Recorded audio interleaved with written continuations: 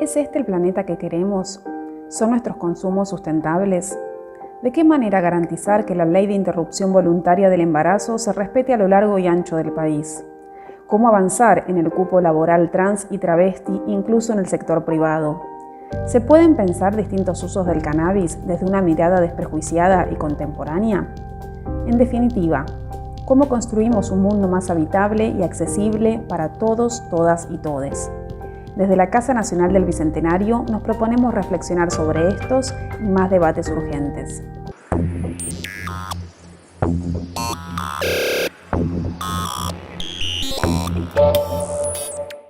Hoy hablaremos sobre infancias y para eso nos visita Mariana Reuter, consultora psicológica e integrante de Fundasor.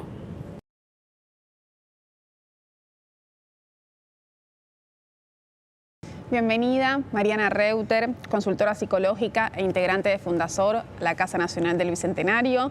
Muchas gracias por venir y por participar de nuestro ciclo de debates urgentes. En esta entrega vamos a hablar de infancias y como estuvimos hablando sobre accesibilidad hace poquito, nos parecía que estaba bueno cruzar las dos temáticas y pensar qué pasa en las infancias o en las familias cuando uno de sus integrantes tiene una discapacidad, en este caso cuando es una persona sorda. Para comenzar, lo primero que te quería preguntar es qué es Fundasor y de qué se ocupa. Muchísimas gracias por invitarme a este espacio. Voy a contar sobre Fundasor. Fundasor es una fundación que trabaja con familias donde hay niñas y niños sordos. Y su objetivo tiene que ver con la comunicación, para que se puedan comunicar en igualdad de condiciones. Desde Fundasor trabajamos con el objetivo de generar proyectos en relación a las necesidades de estas familias en cuanto a lo comunicativo con sus hijos e hijas sordos. Nuestra manera de trabajo es siempre en equipo. Somos 4 personas, 2 sordas y 2 oyentes. Yo en el rol de asesora sorda de las familias que se acercan a Fundasor, a las cuales informo y asesoro. Anaí Aleso, que es presidenta y fundadora de Fundasor, también una persona sorda, cuyo rol es controlar las propuestas, las ideas, el desarrollo de los proyectos. Luego hay una persona oyente,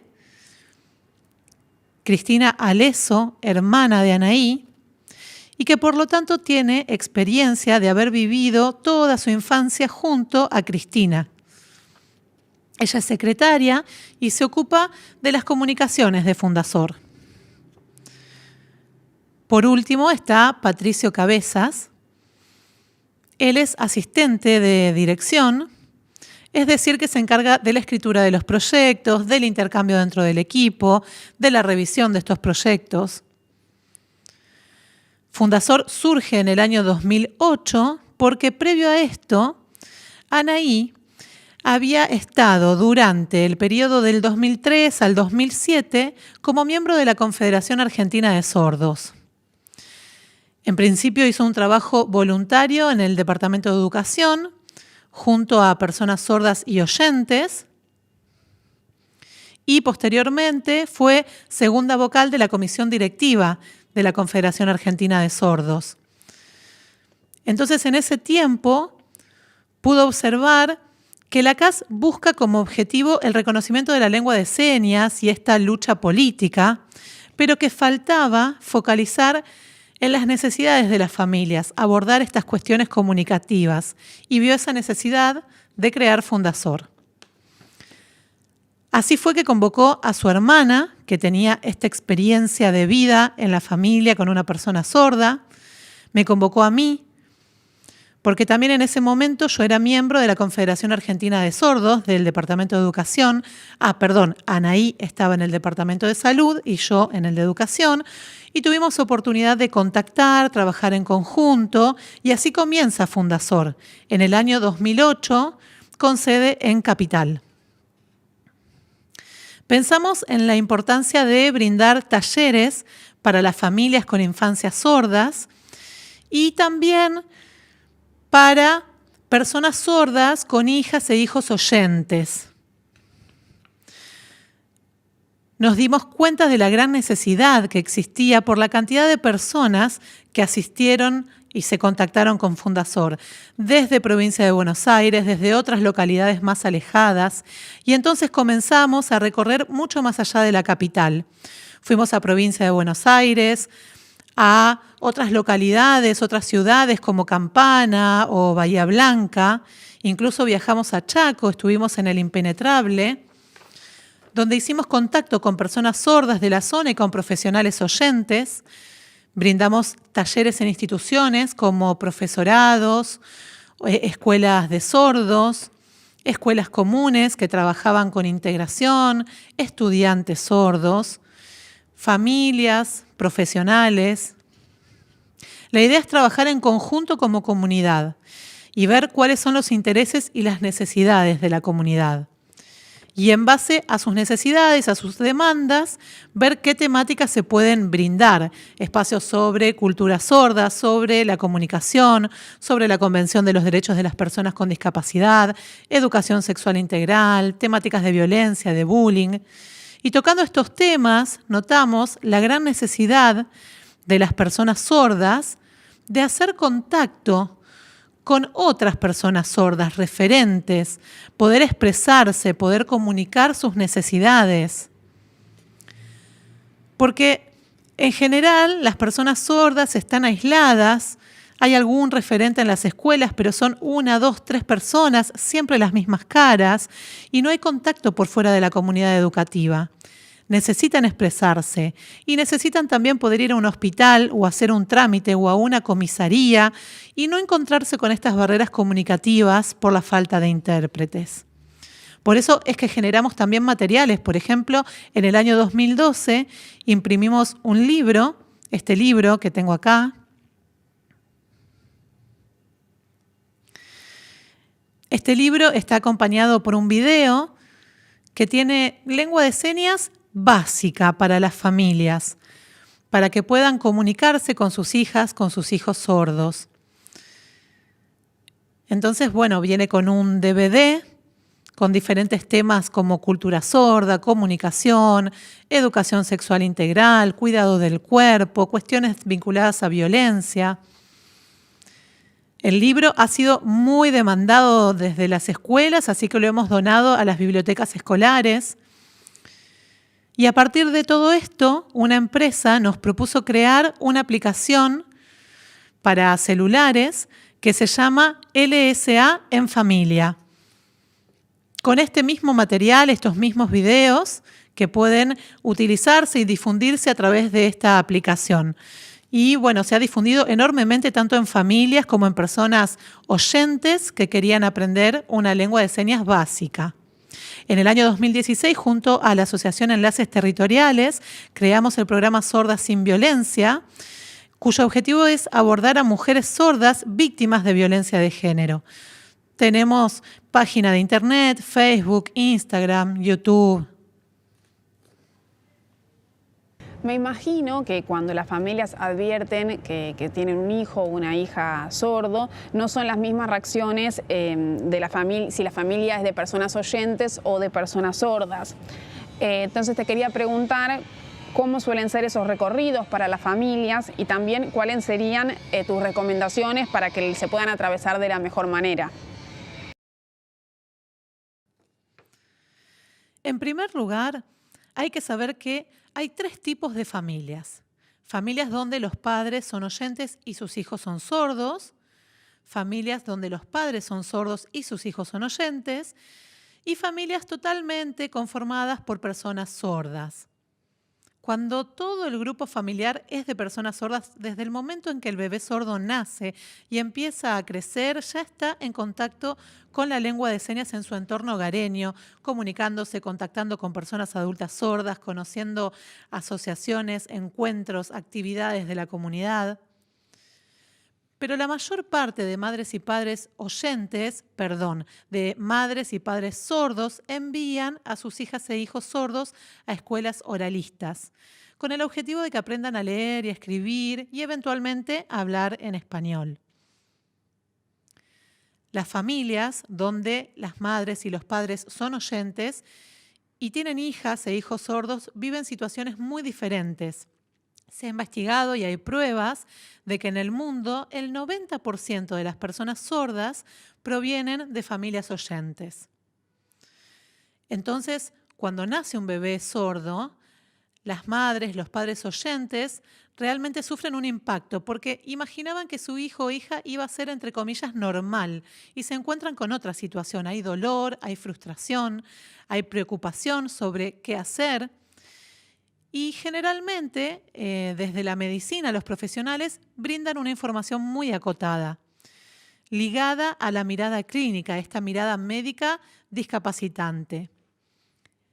Entonces, recomiendan, por ejemplo, que se los envíe a escuelas oralistas o a escuelas comunes para que aprendan a hablar y para que en el futuro puedan integrarse a la sociedad. También les dan tratamientos auditivos como audífonos, implantes. Actualmente todavía persiste esta mirada que pone a las personas sordas en el lugar de enfermas. Y entonces las mamás, los papás, las familias pierden la oportunidad de comunicarse con sus hijas e hijos sordos. Las infancias sordas no se pueden expresar, no pueden hacer preguntas, no pueden comunicarse porque tienen que hacerlo con la lengua oral de sus familias y no con la lengua que les resulta natural, que es la lengua de señas.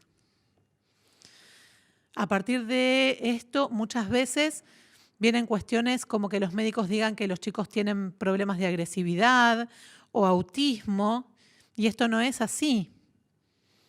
Esto tiene que ver con la dificultad que tienen las chicas y los chicos para comunicarse y porque no pueden comprender lo que pasa en su entorno. Por eso es que muchas veces las familias se acercan a Fundasor, ya sea telefónicamente, por mail, y tienen muchísimas preguntas sobre cómo comunicarse con sus hijas, con sus hijos. Desde Fundasor sabemos que las familias tienen derecho a recibir información completa. Es decir, que es cierto que están estas cuestiones médicas, pero también hay una comunidad, hay una lengua, hay una cultura, hay una identidad como niñas y niños sordos y que gracias a la lengua de señas van a poder construir su identidad, empoderarse, conocer sus derechos, tener autonomía. Y toda esta información deben recibirlas las familias. Esta información les va a permitir comprender la situación, les dará tranquilidad. Por eso se le brindan materiales como este libro. Muchas veces nos piden información como recomendaciones de escuelas o cómo ubicar a las asociaciones de sordos. Pero lo más importante es que haya personas sordas asesorando, con formación específica para atender a las familias y abordar el trabajo con ellas. Yo misma desde Fundasor he ido a hospitales, por ejemplo, a trabajar con profesionales de la medicina y a brindar toda esta información. Pero todavía los padres y las madres siguen llevando a sus hijas, a sus hijos sordos a escuelas comunes, buscando de alguna manera normalizarlos.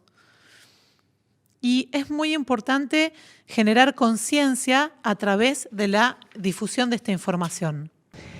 En relación al desarrollo comunicativo y a la educación de las infancias sordas, un poco ya lo estabas diciendo, pero si podés explayarte un poquito más sobre qué pensás sobre la incidencia del modelo clínico hegemónico en relación a la adquisición y el aprendizaje de las lenguas, es decir, a esos modelos educativos donde se niega el acceso a la lengua de señas en pos de que esos niños y esas niñas se oralicen y que les demanda tanto esfuerzo.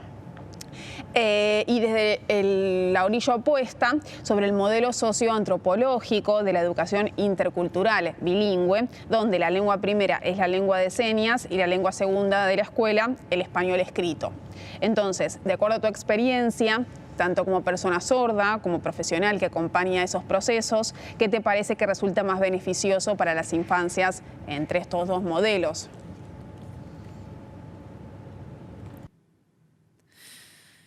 En primer lugar, es fundamental que la persona sorda tenga su identidad, su cultura visual y su lengua natural, que es la lengua de señas, y respetar eso. Eso es fundamental, porque en el momento en que nace un bebé sordo y se confirma su sordera, lo importante es que esté en un ambiente donde naturalmente se comuniquen en lengua de señas. Eso es muy importante. En mi experiencia, yo nací sorda en una familia de oyentes. Así que fui a una escuela oralista donde aprendí a hablar, a escribir, a leer. Y el objetivo era que a futuro pudiera incorporarme a la sociedad. Ahí estaba prohibida la lengua de señas. Prohibida. Y yo me crié con esta prohibición sin ver y sin tener contacto con personas adultas sordas. Desconocía totalmente sobre la comunidad sorda, su cultura, sus asociaciones. Viene inconscientemente este mandato que circulaba también en mi familia de ver a las personas sordas que hablaban en lengua de señas como monos, como ignorantes, incluso yo también ignorarlas. Y mi infancia fue así, de esta manera, siempre estuve aislada, sola, como si estuviera adentro de un vaso, en el sentido de la cantidad de limitaciones, de barreras que tenía en mi vida. Totalmente oprimida mi identidad durante muchísimos años, hasta que a los 26 años aproximadamente descubrí, encontré mi mundo, mi cultura, mi identidad, mi lengua natural, de la que me apropié rápidamente. Por eso, desde Fundasor y también en mi experiencia personal, tenemos la postura que siempre manifestamos, que es que las niñas y los niños sordos deben ir a escuelas para personas sordas, a escuelas primarias para personas sordas, donde haya personas adultas sordas, formadas, que acompañen estas infancias y que hayan estudiado para esto. Y así, con la lengua circulando en su ambiente, es que van a poder apropiarse, van a poder adquirir la lengua de señas, gracias a estar en contacto con docentes adultos sordos y sordas, también con materiales visuales en lengua de señas, en video, y brindarles la posibilidad de la lectura y de la escritura en un ambiente adaptado, luminoso, organizado espacialmente en círculo. Todo esto es muy importante. Muchas veces se piensa que la educación inclusiva es meter a las infancias sordas en las escuelas comunes. Pero ahí el desarrollo psicológico, el desarrollo expresivo, comunicativo, fracasa. No pueden construir su identidad. Por eso es tan importante difundir y generar conciencia con este tema, porque muchas veces las políticas públicas no incluyen a personas sordas formadas en sus equipos de trabajo. Por ejemplo, en el Ministerio de Educación, donde no se trabaja en conjunto con personas sordas, no se las consulta, no se consulta a la comunidad, que son quienes realmente saben de qué se trata la inclusión. Esto es muy importante. Por otro lado, algo que suele suceder entre los niños, niñas y niñas y que es bastante cruel es discriminar o apartar a alguien porque es diferente o simplemente porque se lo toma de punto. ¿Cómo crees que se puede trabajar con las infancias para concientizar y evitar estos episodios de discriminación o bullying?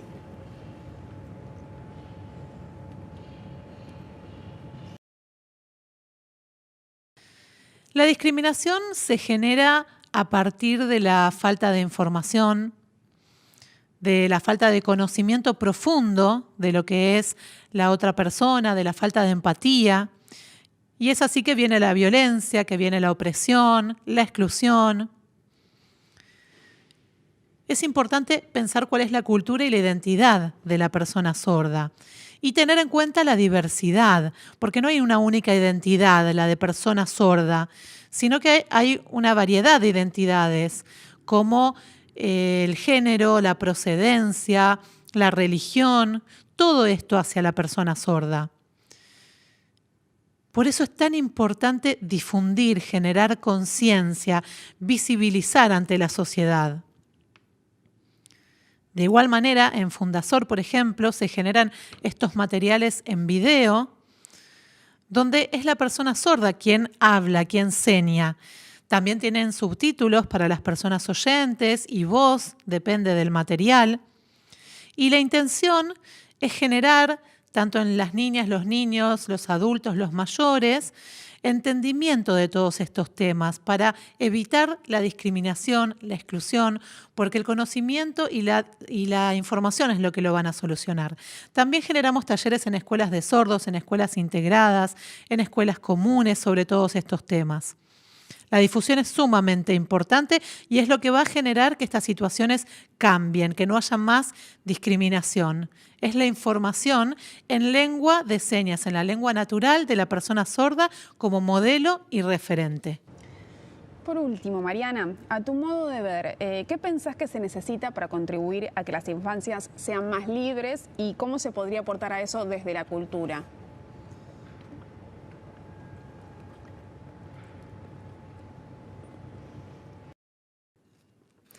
En la comunidad sorda hay una cultura muy, muy rica.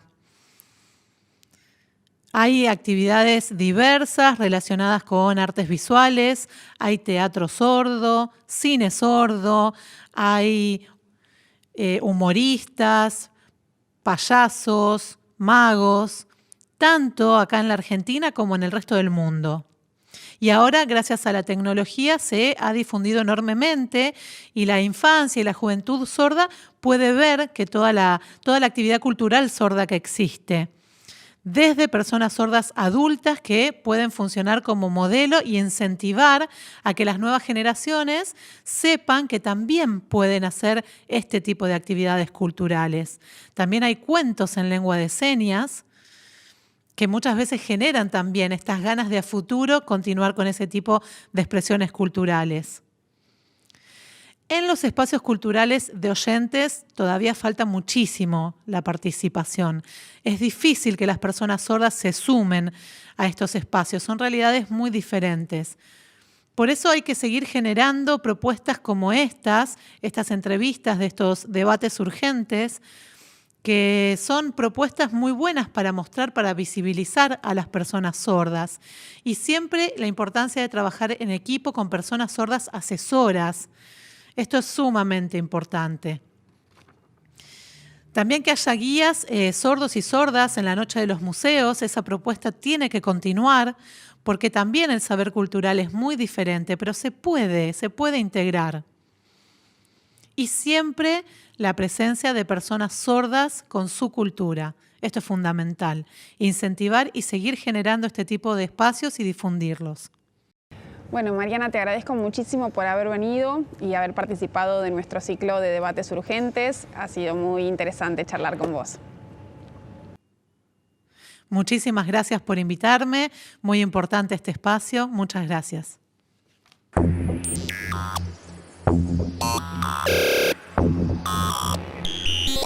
Thank you.